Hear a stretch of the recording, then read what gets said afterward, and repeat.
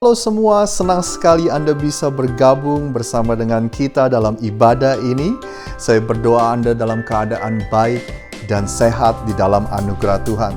Sebentar kita akan menaikkan puji-pujian dan penyembahan kita untuk Tuhan. Saya berdoa supaya dimanapun Anda berada, terutama Anda yang ada di rumah, Anda ikut berpartisipasi dalam memuji dan menyembah Tuhan. Sebab kami percaya ada kuasa di dalam pujian dan penyembahan kita. Selamat beribadah untuk Anda semua.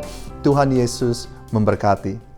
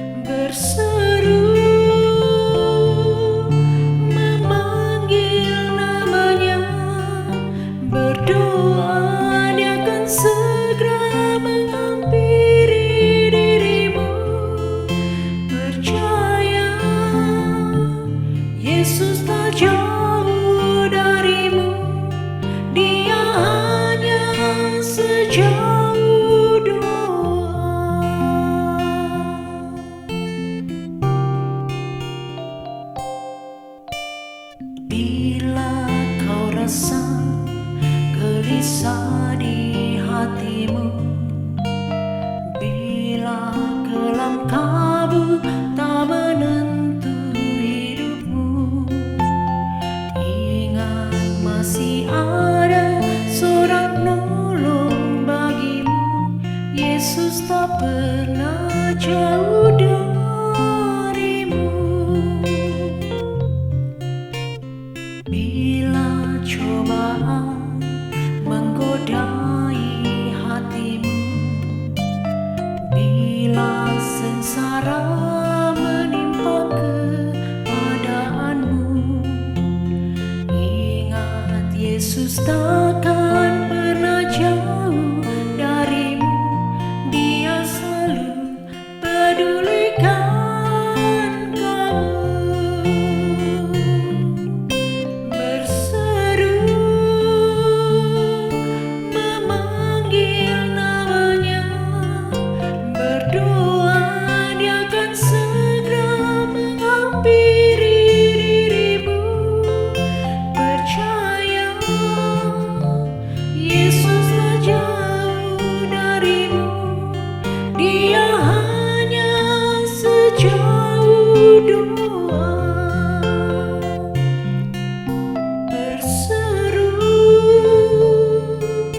memanggil namanya, berdoa dia akan segera menghampiri dirimu.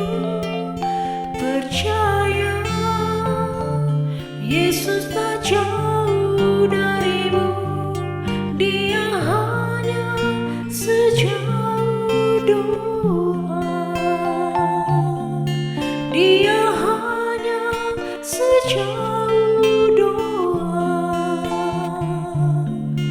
Dia hanya sejauh doa.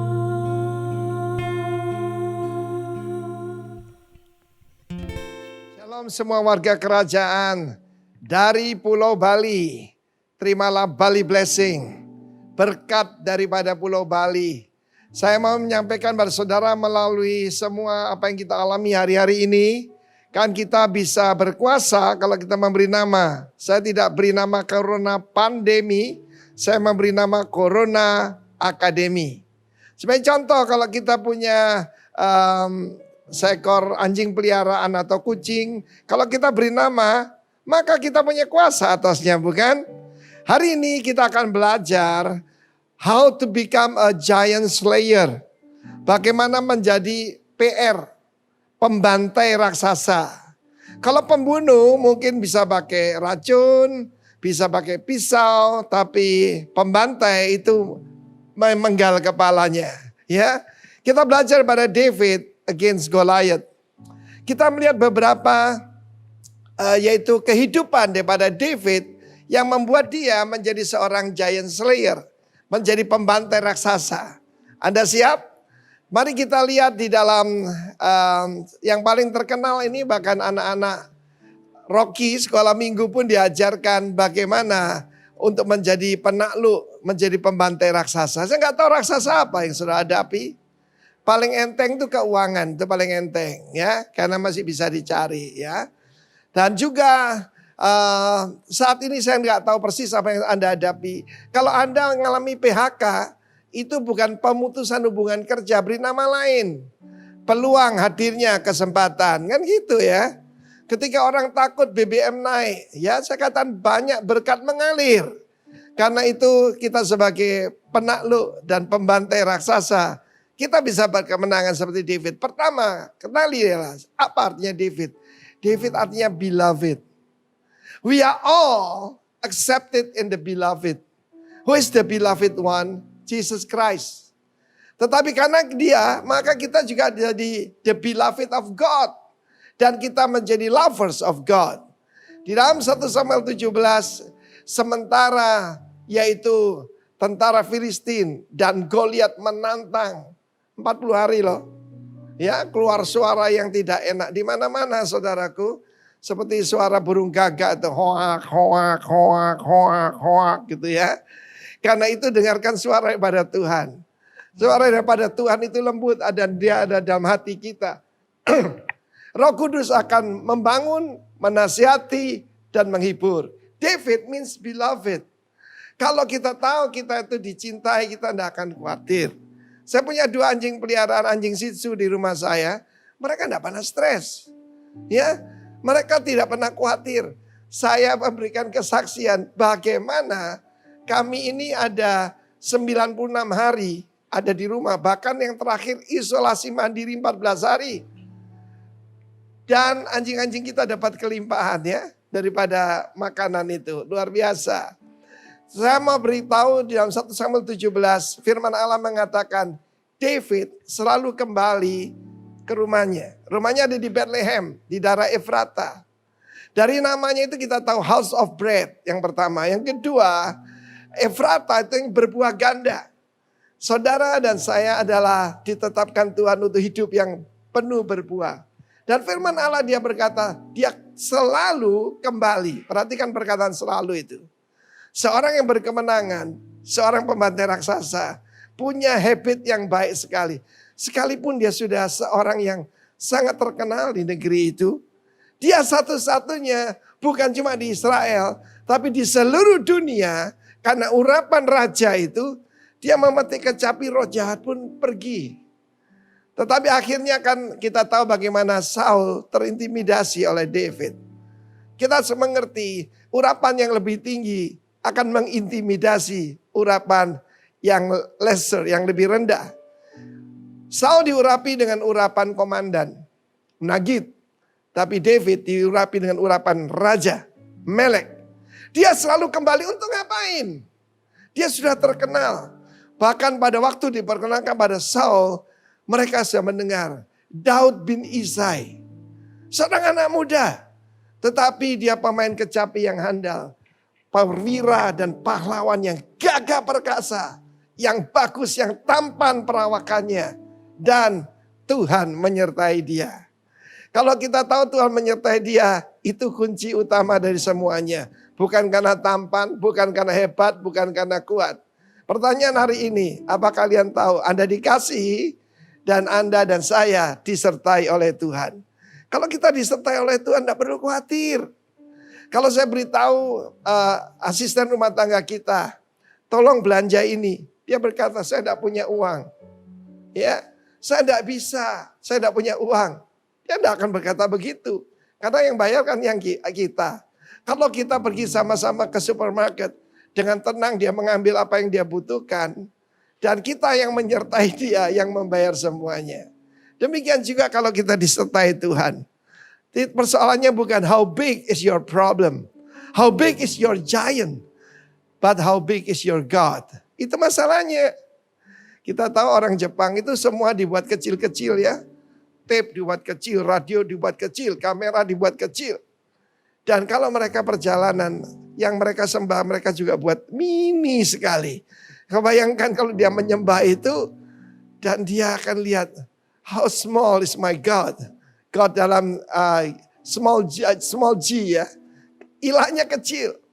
Karena itu Tuhan tidak tinggal di gedung-gedung.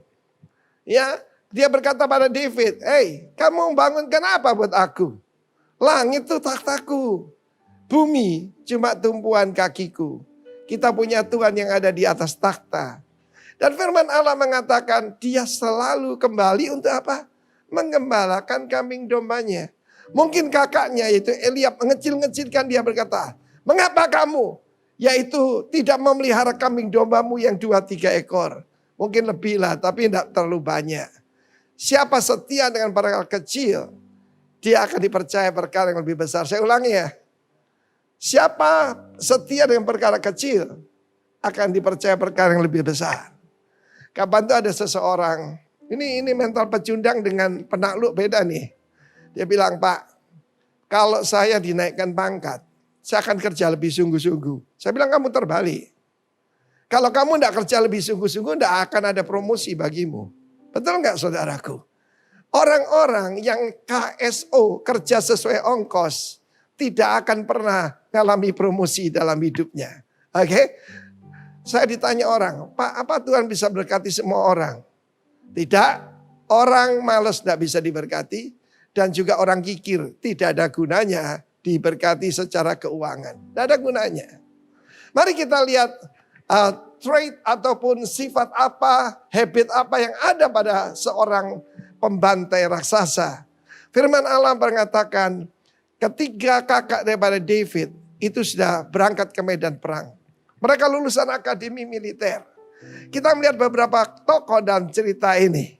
Pertama-tama David the anointed, yang diurapi. Bagaimana kakak-kakaknya? Kakak-kakaknya profesional but not anointed. Mereka profesional tapi nggak diurapi. Cuma punya skill. David non-professional but anointed. Bukankah itu lebih penting? Lebih bagus lagi professional and anointed, ya kan? Bagaimana dengan King Saul? Dia itu mantan. Mantan diurapi. Nggak enak loh mantan. Saya ingat satu kali saya mendampingi Bapak Rudi Hartono untuk bersaksi di kota Jember. Dan kembali yang memperkenalkan. Ini mantan juara All England 7 kali. Berturut-turut 8 kali tidak berturut-turut. Dan dengan senyum Pak Rudi membisiki saya. Gak enak irek mantan katanya. Mantan itu tidak enak saudara ya. Dia mantan diurapi. Perhatikan saya pernah menerjemah seorang hamba Tuhan yang dulu dipakai Tuhan luar biasa. Dan khotbahnya begini.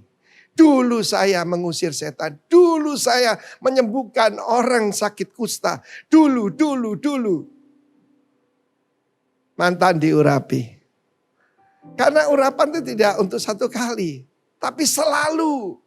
Harus selalu, dan firman Allah berkata, hendaklah selalu putih pakaianmu dan selalu ada minyak di atas kepalamu. Itu perintah Tuhan. Selalu putih dan selalu diurapi. Oke? Nah, dia berkata pada saat itu, pergilah, lihat kakak-kakakmu. Jadi dia bisa memperhatikan kambing dombanya dan jangan lupa, dia mempertaruhkan nyawa untuk itu. Ketika ketemu dengan Saul, ini satu lagi, yaitu sifat daripada David. Hambamu ini selalu, yaitu mengembalakan kambing domba ayah hamba. Dan dia berkata, kalau ada beruang ataupun ada singa, aku akan bantai mereka. Dan juga orang Filistin yang tidak bersunat ini akan kubantai. Saudara harus tahu bahwa hidup ini, kesukaran itu cuma ujian. Kesukaran itu cuma latihan. Kesukaran itu adalah untuk training. Karena perhatikan pecundang sering ngomong apa? Masalahnya. Ya, masalahnya. Kalau saya berkumpul dengan para pemimpin dalam kelompok kami, tidak boleh berkata, kami menghadapi banyak kendala, masalahnya. Saya harus katakan, kalau mulai berkata mesti berkata begini. Ya, kesempatannya adalah. Ya, serigala meningkat, beruang meningkat, singa, itu ujian SD, SMP, SMA. Demikian juga dalam hidup ini, segala sesuatu ini cuma training, segala sesuatu ini cuma ujian. Jangan bilang masalah, bilang ujian. Ujian kan baik, ujian itu bisa meningkat, oke? Dan dia berkata, pergilah. Ayahnya berkata, kita harus tahu pada zaman dulu, kalau ketemu orang, ditanya 2 hal. Yang pertama, who is your Lord? Siapa Tuhanmu? Yang kedua, who is your father? Siapa bapakmu? Kita harus tahu Isai orang yang sederhana. Dia cucu daripada Boas. Ya, tetapi dia keturunan daripada Yehuda. Putra dari Israel. Dan kepada Yehuda sudah dinubuatkan. Bahwa melalui dia akan keluar raja-raja. Dan tentu saja raja terbesar adalah the greater David. Tuhan kita Yesus Kristus. Hari ini orang yang bertanya kepadamu, who is your Lord? And who is your father? David menyebut dirinya Daud bin Isai. David, the son of Jesse, the Bethlehemite. Orang Bethlehem itu dia tidak malu. Papanya orang sudah tua dikatakan. Orang sederhana. Loh, kalau cuma punya 2-3 ekor berarti orang ya bukan orang kaya kan. Dan firman Tuhan mengatakan bagaimana dia berkata pada Saul. Jangan khawatir Tuanku. Hamba ini biasa. Nah perkataan biasa ini penting. Apa yang kau lakukan sehari-hari? Sebab semua hidupnya adalah latihan. Sekali lagi, siapa setia dengan perkara kecil, dia akan dipercaya perkara yang besar. Dan David disuruh membawa roti dan keju untuk komandan daripada kakak-kakaknya. Dia tidak berkata gini pada papanya, "Pak, yang benar aja loh Pak. Aku ini Pak, sekarang seorang pemazmur yang dikagumi di Israel." Ya, dia berkata, "CD-ku ada di mana-mana. Semua orang kenal dengan aku. Aku penyanyi paling hebat. Bukan penyanyi biasa loh Pak. Bukan entertainment. Aku kan diurapi. Aku bukan nyanyi di pasar-pasar. Aku bukan showbiz, maksudnya show di bis. Aku bicara di depan raja. Apa Bapak lupa? Orang muda yang cakap dengan pekerjaannya akan berdiri di depan raja-raja. Masa suruh bawa roti? Masa disuruh bawa keju? Tidak, dia cuma berkata, "Baik Papa." Submission. Itu yang membedakan dia dengan yang lain. Itu membedakan pemenang dengan pecundang. Pemenang seorang yang submit kepada authority. Papanya mungkin tidak bisa main kecapi, apalagi ngusir setan. Orang yang sederhana, tetapi dia adalah otoritas. Roh apa yang bekerja di dunia? Coba lihat di mana-mana. Ya, kantor polisi dibakar, ya. Baru-baru ini mengutuk-utuk presiden. Roh kedurhakaan sedang bekerja di dunia ini. Dan pastikan sebagai warga kerajaan, tanda engkau dalam kerajaan Allah. Engkau ada di bawah otoritas. Dalam perjanjian lama, kalau anak tidak bisa dididik, tidak bisa diomongin, degil, tegar tengkuk, dibawa ke depan masyarakat. Anak kami ini sudah tidak tahu mesti diapain. Dia akan dirajam batu oleh seluruh kota itu. Atau seluruh kampung itu. Sebab kedurhakaan adalah penyembahan berhala. Samuel berkata kepada Saul, "Kamu pikir Tuhan itu penting soal persembahan dan korban? Bukankah mendengarkan lebih baik daripada korban?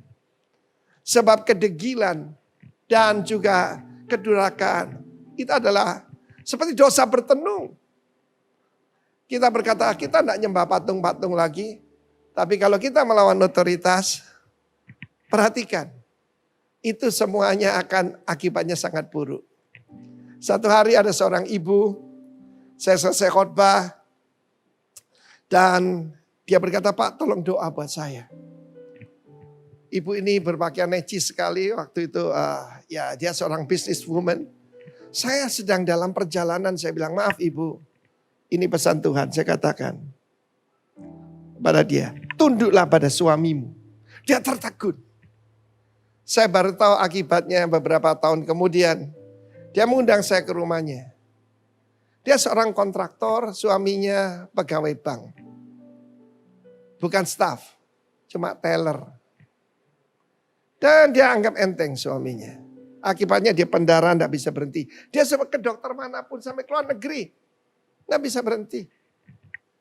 Mendengar perkataan itu dia datang, dia minta maaf sama suaminya. Dan dia berkata, "Kamu tetap otoritas saya." Seketika itu pendarahannya berhenti. Dan kemudian oleh Tuhan suaminya diangkat menjadi pengusaha. Waktu saya datang ke rumah itu saya ngerti prinsip ini luar biasa. Submission.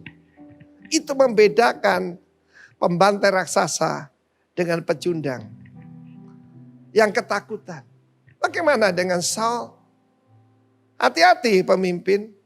Kalau kamu ketakutan, seluruh yang kamu pimpin juga akan jadi, semuanya jadi pecundang. Menular loh itu. Kayak virus. Saul sembunyi. Dan semua tentara sembunyi di dalam mana? Di dalam parit-parit. Kalau kamu dalam parit, kamu lihat Goliat bukan cuma 3 meter, kelihatannya 6 meter. Pecundang melihat masalah dibesar-besarkan. Tetapi seorang pembantai raksasa, dia berkata, "Siapa orang Filistin yang tidak bersunat itu?" Berani-beraninya dia menghujat Kita ini, saya memang bukan tentara resmi, tapi kalian tentara dari Allah yang hidup. Saudaraku, know yourself. You are the beloved of God. Dan yang kedua, know your enemy. Kita tahu bagaimana David menyebut Goliat. Itu sebagai apa? Goliat itu dipanggil apa oleh dia? Orang Filistin. Filistin itu imigran. Imigran apa artinya? Kamu ilegal di tanah ini. Kamu menginjakkan di tanah yaitu Yehuda. Waktu itu mereka berada di Efes Damim. Dam itu darah. Efes Damim itu adalah batas darah. Baru-baru ini saya memakamkan sahabat saya. Dikatakan bukan karena COVID, jadi ya kita sedang kami upacara pemakaman. Dan akan diturunkan ke yaitu liang jenazah situ. Berita dari rumah sakit.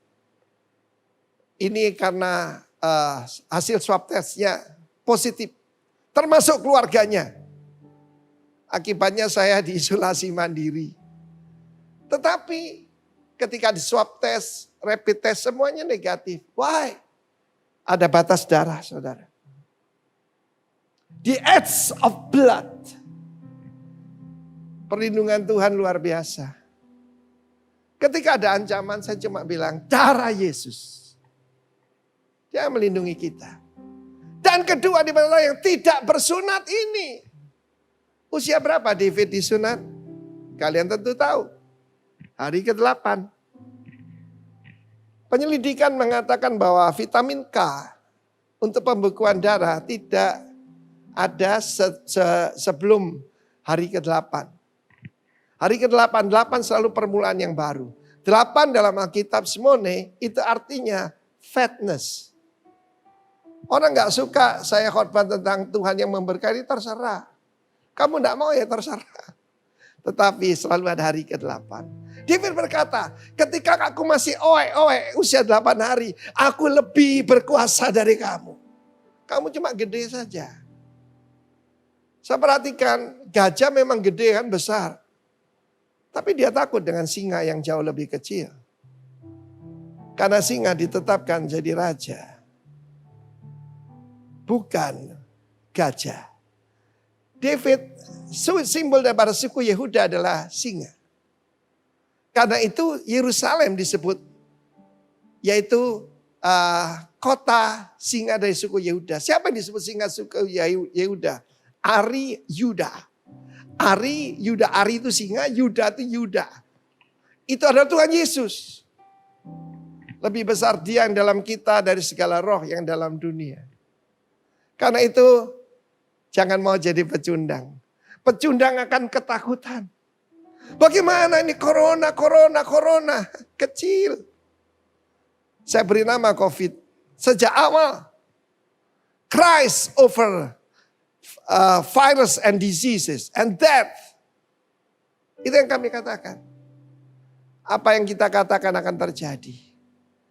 Satu hal yang penting lagi saya ulangi tadi. Pertama-tama David ini rendah hati. Kunci dari berkat. Dalam pengajaran Yesus Matius pasal 5. Berbahagialah, diberkatilah orang yang apa? Miskin di hadapan Tuhan. Yang rendah hati. Lalu kemudian kita lihat bagaimana submission kepada otoritas. Mungkin gembalamu orang yang sederhana, kalau khotbah pun gagap. Tapi dia adalah tetap otoritasmu. Lalu kemudian bagaimana dia rendah hati. Dan dia menganggap enteng segala penghinaan. Satu lagi. Matanya tertuju kepada apa? Kepada pahala. Katakan pahala. Firman Allah mengatakan barang siapa yang mengalahkan Goliat. Pertama akan jadi menantu raja. Kedua akan mendapat kekayaan yang besar. Dan yang ketiga keluarganya dibebaskan semua dari pajak. Kalau dibebaskan dari pajak artinya apa? Termasuk kerabat raja. Luar biasa kan? Matanya tertuju pada pahala. Kalau saudara tidak mengarah kepada mahkota dan pahala yang Tuhan sediakan, kamu akan jadi pecundang seumur hidupmu. Lalu kemudian apalagi yang kita belajar? Dia anggap enteng semua hinaan. Kakaknya menuduh dia. Firman Tuhan mengatakan great man, ya, shun reproach, menganggap enteng, tidak memperhatikan cemooh. Kalau saya memperhatikan cemooh dan hinaan, hari ini saya tidak sempat pelayanan, saudara. Kemudian jangan lupa, be yourself. Banyak orang ingin jadi orang lain. Ketika Benny Hinn datang dan kembali, banyak pengkhotbah menjadi Benny Hinn KW. Nyanyi. Haleluya. Haleluya. Seperti Benny Hinn. Cuma masalahnya, ya, kalau Benny Hinn orang-orang di jamaah, ini jemaat pulang semua. Dia nyanyi 45 menit. Kita ingat John Sung, obor Allah di Asia.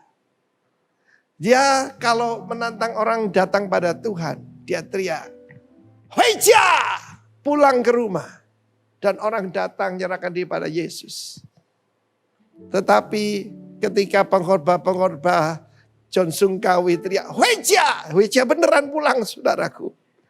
Be yourself. Paling enak jadi diri sendiri, enggak repot, enggak ribet. Kemudian kita lihat, dia sediakan 5 batu. Nggak usah dirohanikan. Saya pernah khotbahkan ini, dan saya akan sering khotbahkan. Dia naik ke atas bukit, lalu dia lihat. Ada 5 raksasa kan, bukan cuma 1. Ya, ada Lakhmi, saudara Goliat. Ada yang berjari 2, yaitu berjari 24. Ya, jadi maksudnya jarinya 6 semuanya, kali 4. Raksasa yang besar-besar, dihitung sama dia. Jirolupatmo, ada 5. Tak habisin semua. Seorang pecundang akan ketakutan. Tapi David lihatnya sebagai kesempatan. Krisis itu adalah kesempatan. Luar biasa, saya selalu bergairah kalau berbicara seperti ini. Karena saudara saya sudah ditetapkan. Kita ini keturunan singa dari suku Yehuda. Nggak usah takut dengan badak, nggak usah takut dengan kuda Nil, atau yang gede-gede sekalipun termasuk naga. Saudara saya keturunan raja. Set your eyes on the prize. Arahkan matamu kepada pahala yang Tuhan sediakan. Dapat istri hebat, kekayaan luar biasa, keluargamu jadi kerabat raja. Kurang apa lagi? Dan Tuhan Yesus menjanjikan itu. Barang siapa setia sampai mati, ya, kuberikan nama yang baru. Ya, diberikan begitu banyak pahala. Mungkin kesempatan lain kali. Dan yang terakhir saya mau sampaikan kepadamu, kenapa tentang bersunat ini penting? Artinya punya perjanjian. Saya berada di kota Florence di Italia. Bahasa Itali, Firenze. Dan di situ ada patung besar sekali. Mungkin besar tingginya 7-8 meter. Yaitu patung replika dari Michelangelo. Ya, Statue of David. Saya pergi ke sana. Saya bilang sebentar ya, saya turun dari bis, saya dekati. Lalu saya bilang, oh ini bukan David Israel, ini David Itali. Loh kenapa Pak? Nggak bersunat, saya bilang begitu. Ternyata belum disunat, saudara. Sunat itu tanda perjanjian. Selain baik untuk kesehatan, itu tanda perjanjian. Perjanjian baru, sunat hati. Oke? Sunat hati. Tetapi jangan lupa, yaitu tentang follow through. Follow through itu penting. Harus dituntaskan. Tuntas, tas.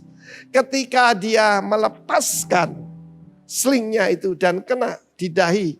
Dia jatuh terjerembab ke depan. Kenapa tidak ke belakang ya? Kok ke depan?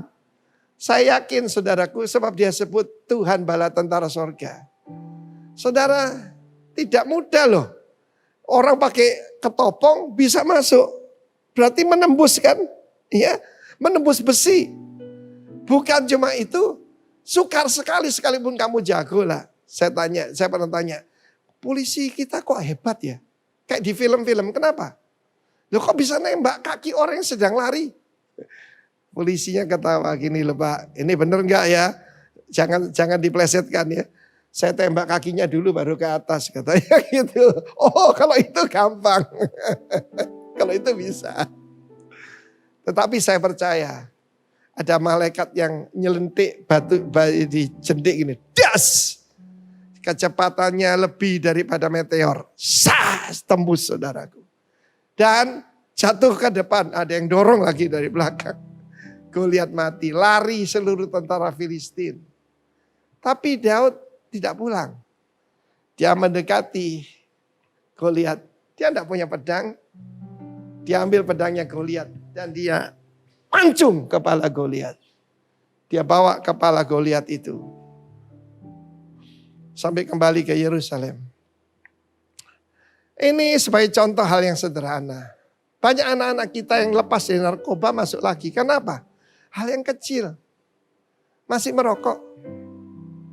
Seorang pecandu yang saya layani di bilang gini, Pak, selama masih merokok kembali lagi Pak.